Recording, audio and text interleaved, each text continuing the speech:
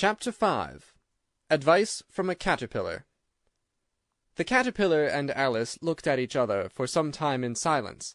At last the Caterpillar took the hookah out of its mouth, and addressed her in a languid, sleepy voice. "Who are you?" said the Caterpillar.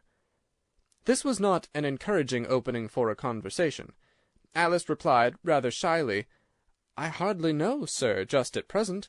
At least I know who I was when I got up this morning, but I think I must have been changed several times since then." "What do you mean by that?" said the Caterpillar sternly. "Explain yourself." "I can't explain myself, I'm afraid, sir," said Alice, "because I'm not myself, you see." "I don't see," said the Caterpillar. "I'm afraid I can't put it more clearly," Alice replied very politely, "for I can't understand it myself to begin with, and being so many different sizes in a day is very confusing." "It isn't," said the Caterpillar. "Well, perhaps you haven't found it so yet," said Alice, "but when you have to turn into a chrysalis, you will some day, you know, and then after that into a butterfly, I should think you'll feel it a little queer, won't you?" "Not a bit," said the Caterpillar. "Well, perhaps your feelings may be different," said Alice. "All I know is, it would feel very queer to me." "You!" said the Caterpillar contemptuously. "Who are you?" Which brought them back again to the beginning of the conversation. Alice felt a little irritated at the Caterpillar's making such very short remarks, and she drew herself up and said, very gravely, "I think you ought to tell me who you are first." "Why?" said the Caterpillar. Here was another puzzling question, and as Alice could not think of any good reason, and as the Caterpillar seemed to be in a very unpleasant state of mind, she turned away. "Come back," the Caterpillar called after her. "I've something important to say." This sounded promising, certainly. Alice turned and came back again. "Keep your temper," said the Caterpillar. "Is that all?" said Alice, swallowing down her anger as well as she could. "No," said the Caterpillar. Alice thought she might as well wait, as she had nothing else to do, and perhaps, after all, it might tell her something worth hearing. For some minutes it puffed away without speaking, but at last it unfolded its arms, took the hookah out of its mouth again, and said, "So you think you're changed, do you?" "I'm afraid I am, sir," said Alice. "I can't remember things as I used, and I don't keep the same size for 10 minutes together." "Can't remember what things?" said the Caterpillar. "Well, I've tried to say, 'How doth the little busy bee?' but it all came different," Alice replied in a very melancholy voice. "Repeat, 'You are old Father William,'" said the Caterpillar. Alice folded her hands and began. "You are old, Father William," the young man said, "and your hair has become very white. And yet you incessantly stand on your head. Do you think, at your age, it is right?" "In my youth," Father William replied to his son, "I feared it might injure the brain. But now that I'm perfectly sure I have none, why do I do it again and again?" "You are old," said the youth, "as I mentioned before, and have grown most uncommonly fat. Yet you turned a back somersault in at the door. Pray, what is the reason of that?" "In my youth," said the sage, as he shook his grey locks, "I kept all my limbs very supple. By the use of this ointment, 1 shilling the box. Allow me to sell you a couple." "You are old," said the youth, "and your jaws are too weak for anything tougher than suet. Yet you finished the goose with the bones and the beak. Pray, how did you manage to do it?" "In my youth," said his father, "I took to the law, and argued each case with my wife, and the muscular strength which it gave to my jaw has lasted the rest of my life." "You are old," said the youth. "One would hardly suppose that your eye was as steady as ever. Yet you balanced an eel on the end of your nose. What made you so awfully clever?" "I have answered 3 questions, and that is enough," said his father. "Don't give yourself airs. Do you think I can listen all day to such stuff? Be off, or I'll kick you downstairs." "That is not said right," said the Caterpillar. "Not quite right, I'm afraid," said Alice timidly. "Some of the words have got altered." "It is wrong from beginning to end," said the Caterpillar decidedly, and there was silence for some minutes. The caterpillar was the first to speak. "What size do you want to be?" it asked. "Oh, I'm not particular as to size," Alice hastily replied. "Only one doesn't like changing so often, you know." "I don't know," said the caterpillar. Alice said nothing. She had never been so much contradicted in all her life before, and she felt that she was losing her temper. "Are you content now?" said the caterpillar. "Well, I should like to be a little larger, sir, if you wouldn't mind," said Alice. 3 inches is such a wretched height to be."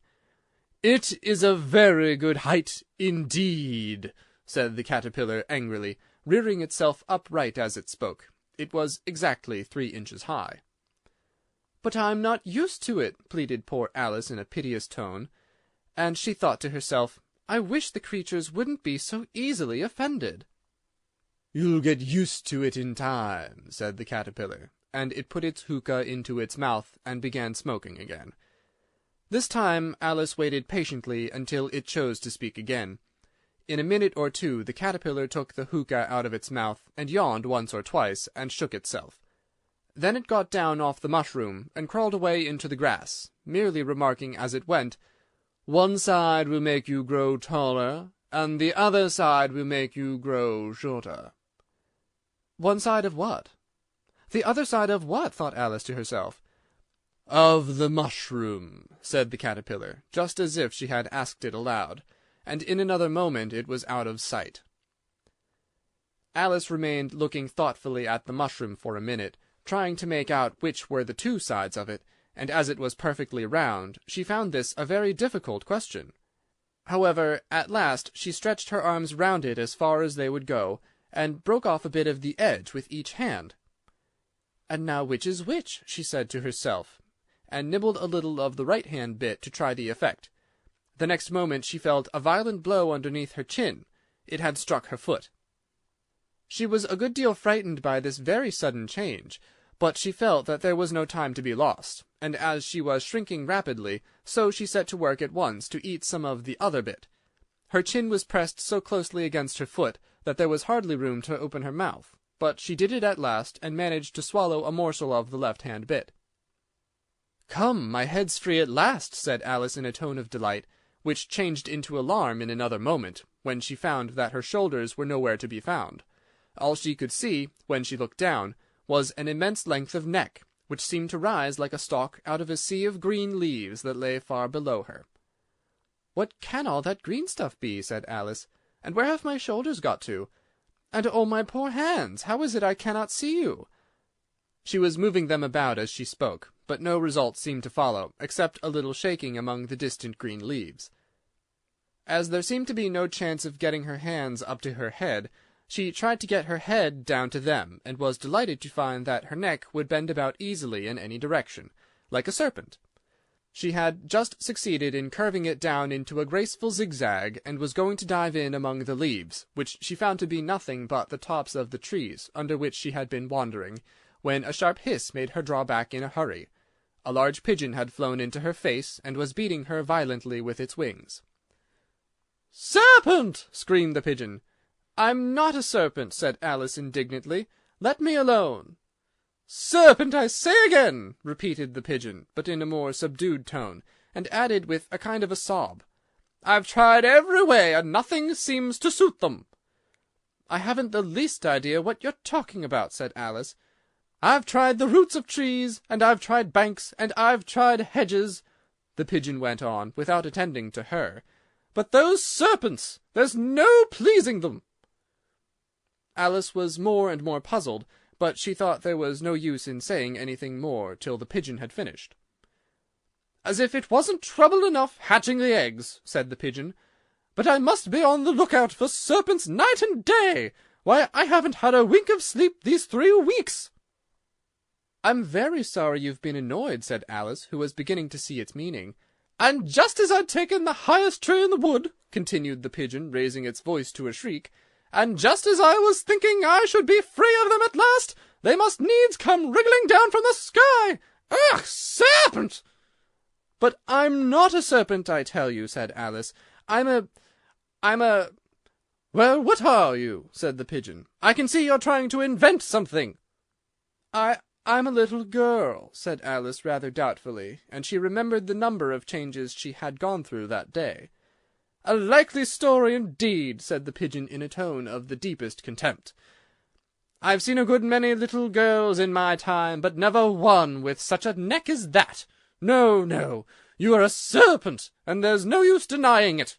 I suppose you'll be telling me next that you never tasted an egg." "I have tasted eggs, certainly," said Alice, who was a very truthful child. "But little girls eat eggs quite as much as serpents do, you know." "I don't believe it," said the pigeon. "But if they do, why, then they're a kind of serpent, that's all I can say." This was such a new idea to Alice that she was quite silent for a minute or two, which gave the pigeon the opportunity of adding, "You're looking for eggs. I know that well enough. And what does it matter to me whether you're a little girl or a serpent?"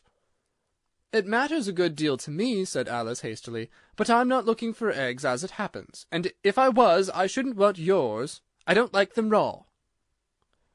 "Well, be off then," said the pigeon in a sulky tone, as it settled down again into its nest. Alice crouched down among the trees as well as she could, for her neck kept getting entangled among the branches, and every now and then she had to stop and untwist it.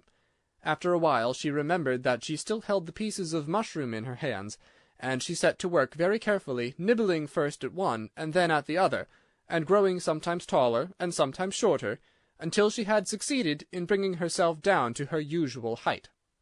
It was so long since she had been anything near the right size, that it felt quite strange at first, but she got used to it in a few minutes, and began talking to herself as usual. "Come, there's half my plan done now.